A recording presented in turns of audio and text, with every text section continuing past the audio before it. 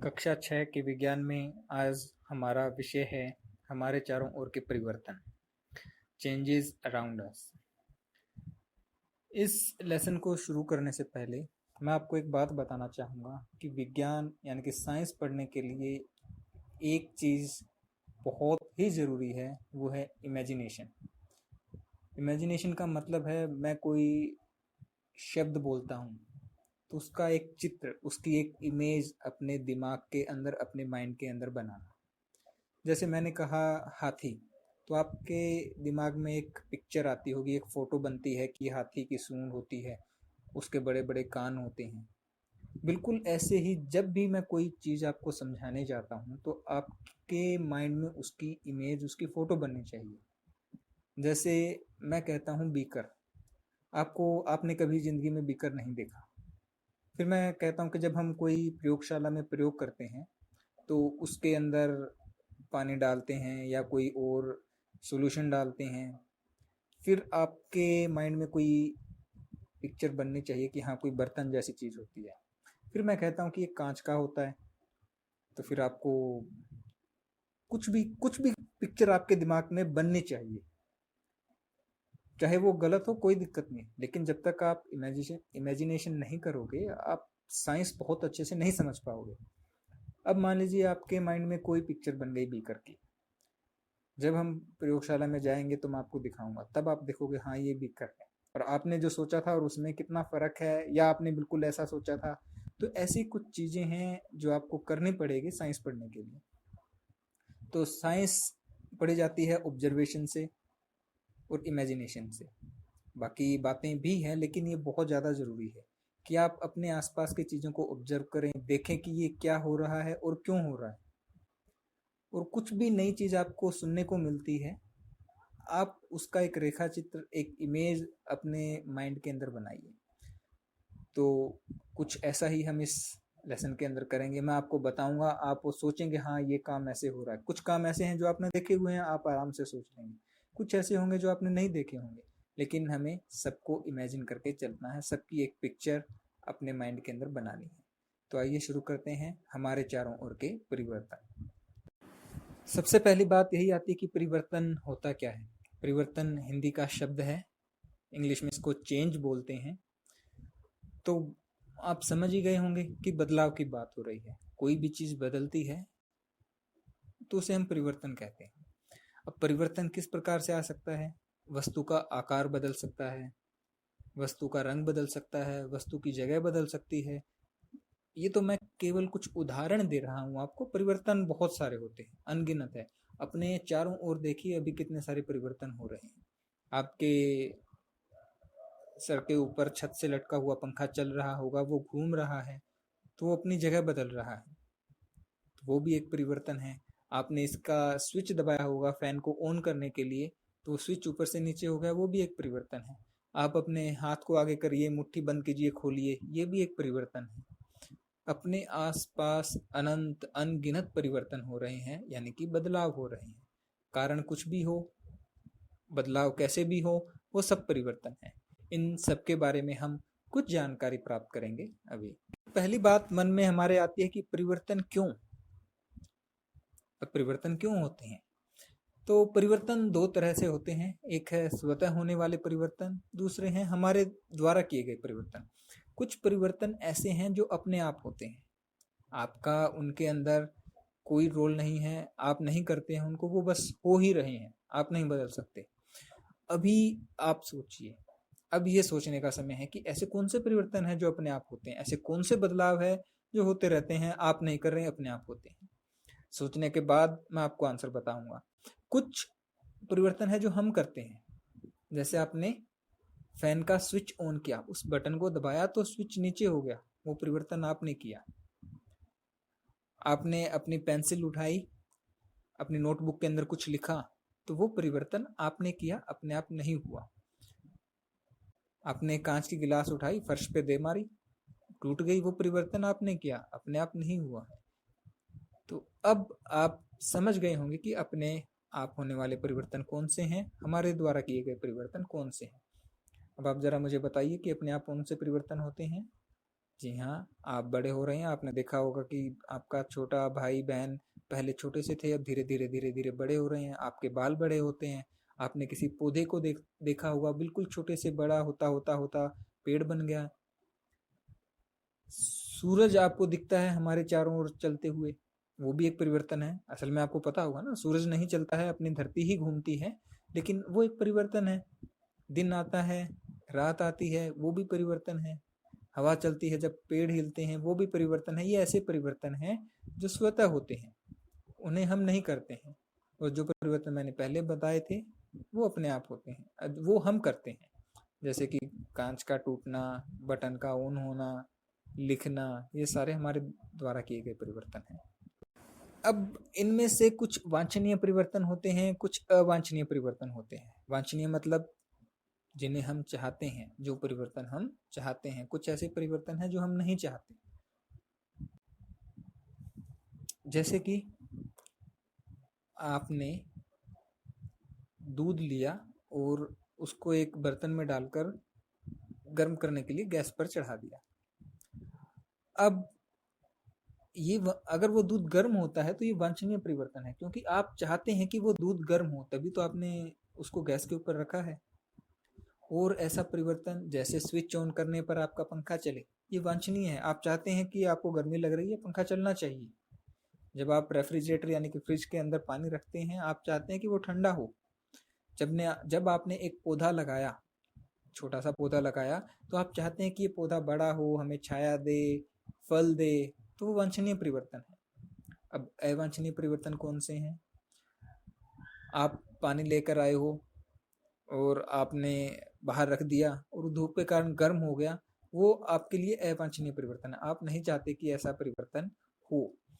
जब आप लकड़ी को जलाते हैं, तो जब हम लकड़ी को जलाते हैं, उसमें से आग भी निकलती है, उसमें से धुआं निकलता है। तो हम नहीं चाहते कि धुआं निकले। हमें किससे काम है? हमें आग से और गर्मी से मतलब है। जो धुआं निकल रहा है वो अवांछनीय परिवर्तन है। तो बहुत सारे ऐसे परिवर्तन हैं जो हम चाहते हैं, बहुत सारे ऐसे परिवर्तन हैं जो हम नहीं चाहते। अब परिवर्तन को हम ऐसे भी देख सकते हैं, तीव्र परिवर्तन और धीमे परिवर्तन। कुछ परिवर्तन होते हैं जो बहुत धीरे धीरे धीरे धीरे होते हैं, और कुछ परिवर्तन बहुत जल्दी हो जाते हैं। जैसे आपके बाल धीरे धीरे धीरे बड़े होते हैं, लेकिन जब उनको काटने लगे तो वो फटाफट कट जाते हैं। तो एक परिवर्तन तेज, एक परिवर्तन धीरे। पौधा है, वो धीरे धीरे बड़ा होता है। मान लो आपने एक अमरूद का पौधा लगाया, वो बहुत धीरे धीरे जाकर बड़ा हुआ, फिर उसके छोटा सा अमरूद लगा। आपके मन में इच्छा है कि अमरूद खाना है मुझे तो, लेकिन अमरूद धीरे धीरे धीरे बड़ा होगा, फिर वो पकेगा। तो वो धीमा परिवर्तन है। लेकिन पकने के बाद जब आप उसे तोड़ेंगे तो फटाफट से टूट जाएगा। वो तीव्र परिवर्तन है, उसे आप खाना चाहेंगे तो भी जल्दी खत्म हो जाएगा। आपने कांच का गिलास नीचे फेंक दिया, या आपके हाथ से गिर गया और नीचे गिरते ही वो टूट जाता है। कैसा परिवर्तन है? तेज, तीव्र, एकदम हो गया। तो ऐसे हम परिवर्तन के बारे में बोल सकते हैं कि कुछ परिवर्तन जल्दी हो जाते हैं, कुछ परिवर्तन धीरे धीरे होते हैं। अब ये परिवर्तन होते ही क्यों हैं? ऐसा क्या कारण है कि परिवर्तन होता है? तो कुछ एक कारण यहाँ पर हम लिख रहे हैं। एक है तापमान वृद्धि के कारण। बहुत सारी चीजों में तापमान ही परिवर्तन लाता है। आपने दूध एक पतीले में डालकर गैस के ऊपर रख दिया, गैस ऑन कर दी। अब गर्मी का कारण क्या है? दूध गर्म होने लगता है, उबलने लगता है, और उबल कर दूध बाहर भी आ सकता है। क्यों हुआ ये? तापमान वृद्धि के कारण। आपने रोटी की लोई से एक रोटी बेलकर आटे से और तवे के ऊपर रख दी, धीरे धीरे वो रोटी पक जाती है। क्यों? तापमान की वृद्धि से। तो ऐसे बहुत सारे काम हैं जो तापमान की वृद्धि से होते हैं, तापमान बढ़ने पर होते हैं। दूसरा है वृद्धि। हमारे अंदर और पौधों के अंदर तापमान होते रहते हैं, हम बड़े होते रहते हैं, पौधे भी बड़े होते हैं। क्यों? क्योंकि हमारे शरीर में वृद्धि हो रही है। तो वृद्धि के कारण भी परिवर्तन होते हैं। बल लगाने के कारण। आप बल मतलब जोर लगाते हैं कई चीजों पर। आप जब दरवाजा खोलते हैं तो आपने बल लगाया, दरवाजा खुल गया। आपने गुब्बारे के अंदर फूंक मारी तो वो बल लगाया, गुब्बारा फूल गया। तो ऐसे बहुत सारे काम हैं जो बल लगाने से होते हैं, मतलब जोर लगाने से होते हैं, और उनके कारण उनके अंदर वस्तुओं में परिवर्तन आता है। उसके बाद है पदार्थों को मिलाना। अगर हम पानी के अंदर चाय पत्ती डाल दें तो क्या होगा? परिवर्तन हो जाएगा, पानी का रंग बदल जाएगा। पानी के अंदर अगर हम रंग डाल दें तो पानी का रंग बदल जाएगा। अगर हम दूध के अंदर लस्सी डाल दें तो क्या बन जाएगा? दही बन जाएगा। तो कुछ पदार्थों को मिलाने से भी परिवर्तन होते हैं। इनके अतिरिक्त बहुत सारे कारण हैं, वो आप सोचिए कौन कौन से कारण हैं जिस कारण वस्तुओं के आकार में, उनकी स्थिति में, बहुत सारी चीजों में परिवर्तन होता है। अब मैं आपको थोड़ा सा काम देता हूँ, कुछ काम करते हैं, कुछ परिवर्तन हम करके देखते हैं। एक कागज लीजिए, उसका हवाई जहाज बनाइए उड़ाने वाला। आपने क्लास में बनाए होंगे, अगर आपको नहीं आते हैं तो अपने बड़े भाई बहन से पूछिए, उन्होंने जरूर किया होगा। उसका हवाई जहाज बनाना है और उसको उड़ाना है।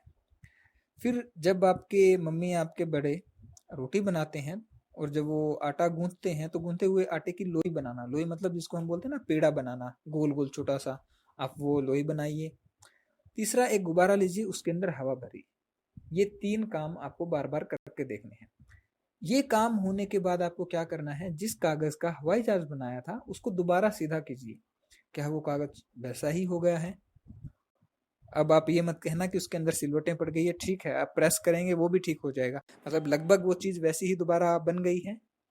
अच्छा, गूंथे हुए आटे की लोई आपने बनाई, आपको लोई पसंद नहीं आई। क्या आप इस लोई को दोबारा आटे में मिला सकते हैं? सोचिए जरा। हाँ, मिला सकते हैं।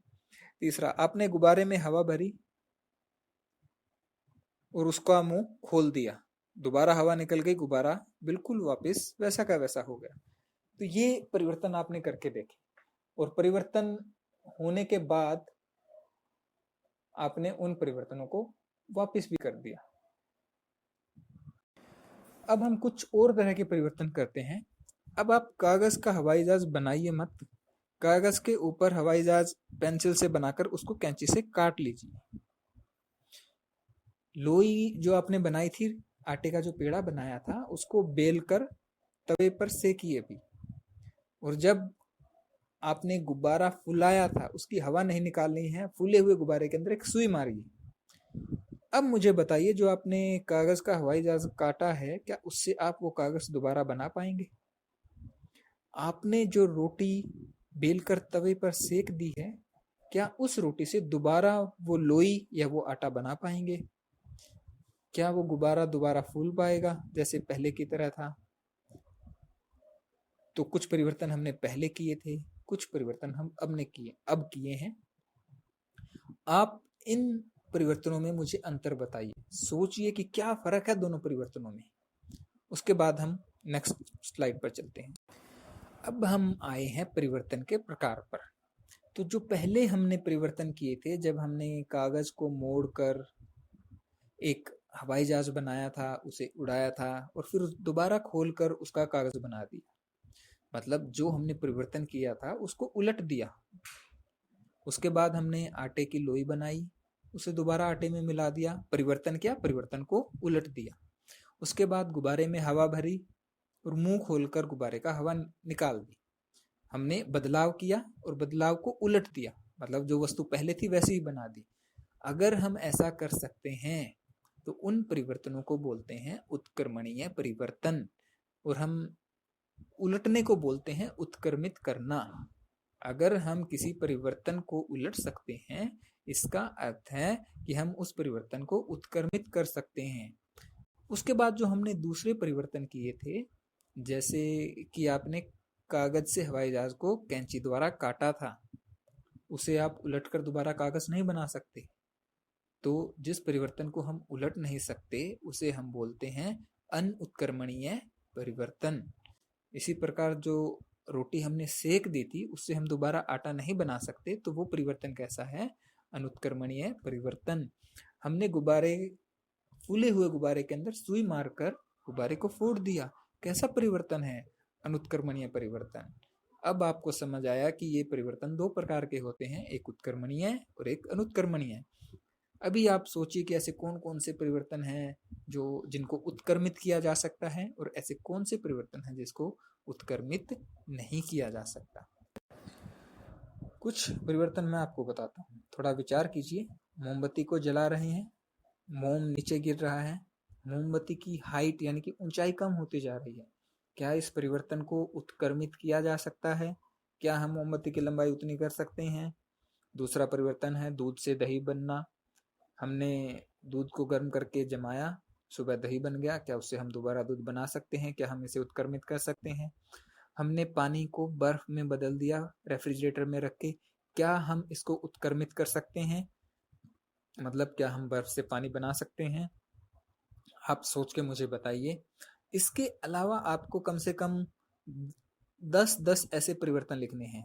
10 परिवर्तन जिनको उत्क्रमित किया जा सकता है, 10 ऐसे परिवर्तन जिनको उत्क्रमित नहीं किया जा सकता। आप समझ गए होंगे। उत्क्रमित किया जा सकता है मतलब परिवर्तन को उलट सकते हैं, जो वस्तु पहले थी उसको बिल्कुल वैसी बना सकते हैं। उत्क्रमित नहीं किया जा सकता मतलब जो बदलाव हमने कर दिया वो कर दिया, अब उसको हम दोबारा उस वस्तु में नहीं बदल सकते। तो इन तीनों के अलावा आपको 10 और परिवर्तन लिखने हैं। 10 परिवर्तन जिनको उत्क्रमित कर सकते हैं, 10 परिवर्तन ऐसे जिनको उत्क्रमित नहीं कर सकते। तो छोटा सा लेसन था, अच्छा था। आपकी इमेजिनेशन बड़ी होगी क्योंकि हमने इसमें कोई फोटो आपको नहीं दिखाया, कोई वीडियो आपको नहीं दिखाया, बस आपके दिमाग ने दिखाया आपको जो देखना था। अब बारी है मूल्यांकन की। आप इन प्रश्नों को पढ़िए, समझिए और हमें नोटबुक में लिखकर दिखाइए। अगर आपको कोई प्रॉब्लम आती है आप मुझसे पूछ सकते हैं। धन्यवाद।